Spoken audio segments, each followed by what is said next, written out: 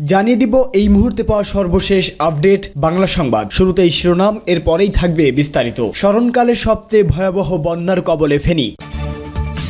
পরেই জানাবো নিরাপদ আশ্রয়ের খোঁজে কুমিল্লার শত শত মানুষ।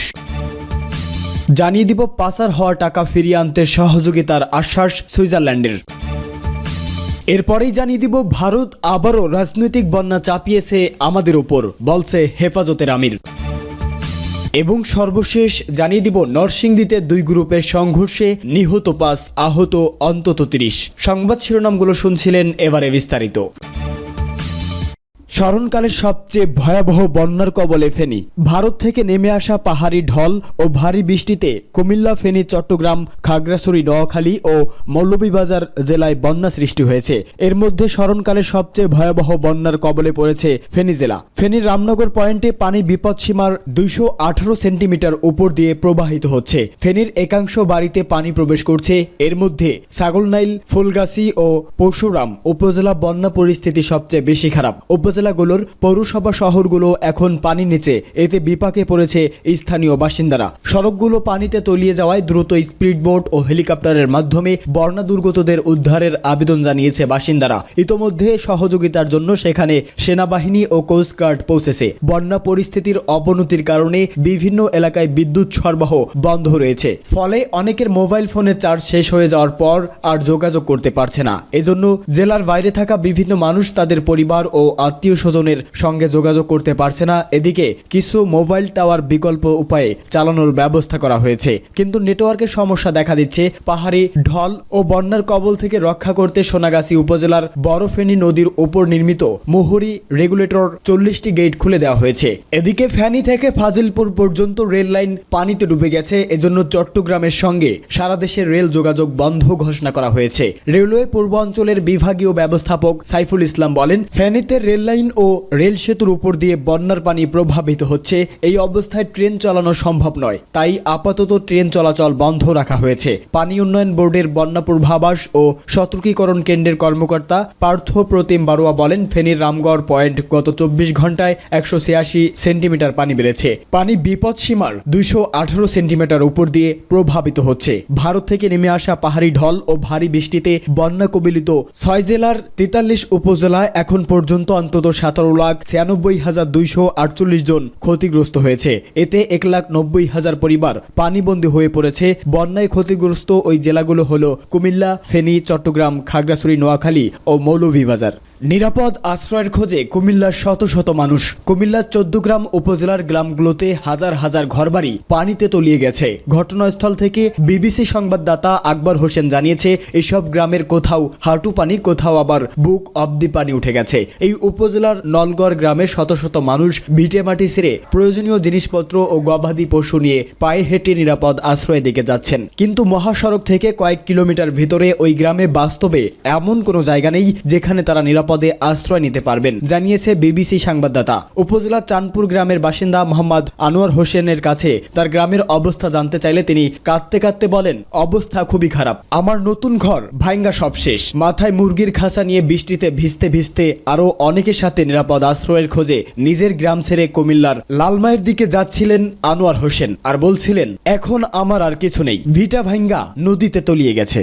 এদিকে পাচার হওয়া টাকা ফিরিয়ে আনতে সহযোগিতার আশ্বাস সুইজারল্যান্ডের। আমির খসরু মাহমুদের মন্তব্য, সুইজারল্যান্ড পাচার হওয়া টাকা ফিরিয়ে আনার ব্যাপারে বাংলাদেশ সরকারের যে কোনো উদ্যোগকে তারা স্বাগত জানাবে এবং সহযোগিতা করবে এমন আশ্বাস দিয়েছে বলে জানিয়েছে বিএনপির স্থায়ী কমিটির সদস্য আমির খসরু মাহমুদ চৌধুরী। সুইজারল্যান্ডের রাষ্ট্রদূত রেতো রেঙ্গুলির সাথে বৈঠক শেষে তিনি সাংবাদিকদের এসব তথ্য জানান। বৈঠকে বিএনপির মহাসচিব মির্জা ফখরুল ইসলাম আলমগীর উপস্থিত ছিলেন। আমির খসরু বলেন, রাষ্ট্রদূতের সাথে কথা হয়েছে, তারা জানতে চেয়েছে যে নতুন প্রেক্ষাপট ও রোডম্যাপে বাংলাদেশের রাজনীতি, অর্থনীতির ভবিষ্যৎ নিয়ে বাংলাদেশ কোন দিকে যাচ্ছে সে ব্যাপারে আমাদের মতামত জানতে চেয়েছে। ভবিষ্যৎ নিয়ে বিএনপি চিন্তা ভাবনা কি সে বিষয়ে আলোচনা হয়েছে। বাংলাদেশের সকল প্রতিষ্ঠানের কাঠামো ভেঙে পড়েছে, এ বিষয়ে আমরা কি করতে পারি, তারা কি করতে পারে, মতামত দেওয়া নেওয়া হয়েছে। ধ্বংস হওয়া প্রতিষ্ঠানগুলো ট্রাকে এনে কিভাবে কার্যকরী করা যায় সে বিষয়ে আলোচনা হয়েছে।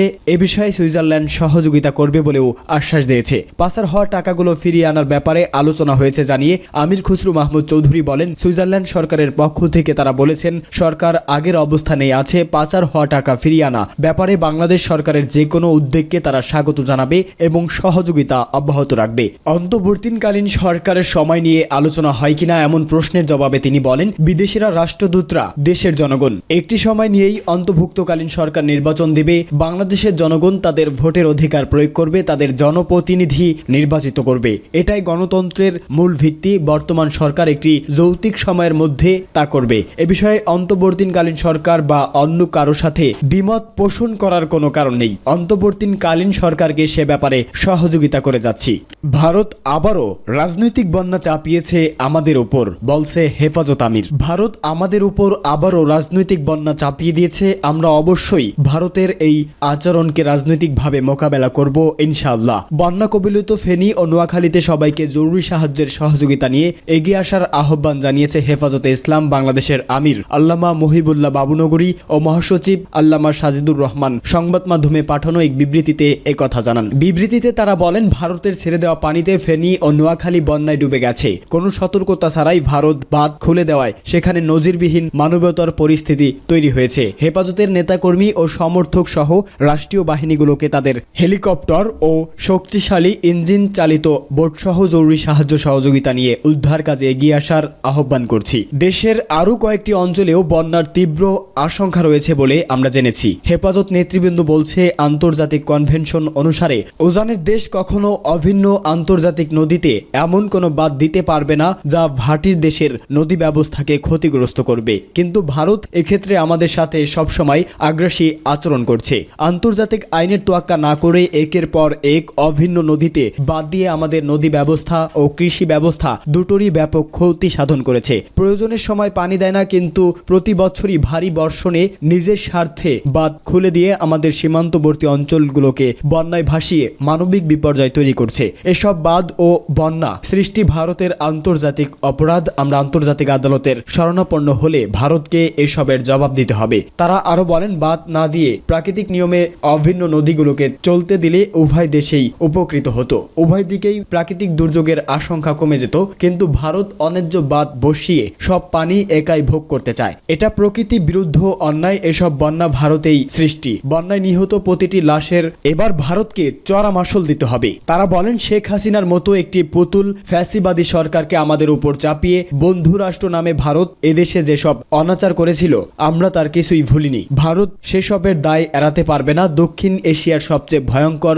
ফ্যাসিস্ট দানবকে এদেশের তরুণ শক্তি উৎখাত করতে পেরেছে। তারুণ্যের এই শক্তির মর্ম ভারত যত তাড়াতাড়ি বুঝবে ততই তাদের মঙ্গল।